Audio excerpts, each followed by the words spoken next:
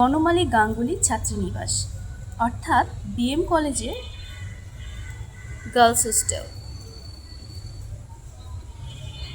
এই girls hostel নিয়ে আপনাদের নানান রকম প্রশ্ন, তাই না? সো আজকে আমি একটা ভিডিওতে আপনাদের সাথে শেয়ার করব এই বনমালী গাঙ্গুলি গার্লস হোস্টেলে আমার মোস্ট ফেভারিট একটা প্লেস। সেই বনমালী গাঙ্গুলি ছাত্রীনিবাসে টোটাল 4টা ভবন রয়েছে। সো লেটস গো, আমি এখন যাব নতুন ভবনে।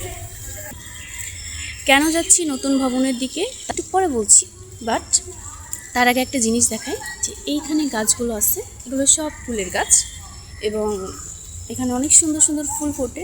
আনফর্চুনেটলি আজকে ফুল একটাও দেখতে পাচ্ছি না। সো ব্যাড লাক, অন্য একদিন বনমালী গাঙ্গুলি ছাত্রীনিবাসে ফুলের বাগান নিয়ে ভিডিও করব ইনশাআল্লাহ। সো চলুন লেটস গো, নতুন ভবনের দিকে আগাই। বনমালী গাঙ্গুলি ছাত্রীনিবাসে 2টা স্পেসিফিক বিষয় আমার কাছে বড্ড ভালো লাগে। একটা হচ্ছে ফুলের বাগান এবং দ্বিতীয়টা হচ্ছে reading room. So let's go, এখন চলে যাচ্ছি আমি রিডিং রুমে।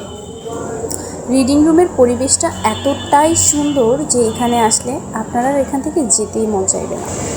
আমি মূলত এখন রিডিং রুমে এসেছি দ্য ডেইলি স্টার নিউজ পেপারটা দেখার জন্য, বাট বলতে গেলে পড়ার জন্য। এই মুহূর্তে রিডিং রুমে অনেকেই পড়াশোনা করতেছে, যার কারণে আমি একটা শর্টসের মধ্যে হোল রিডিং রুমটাকে নিয়ে আসতে পারছি না।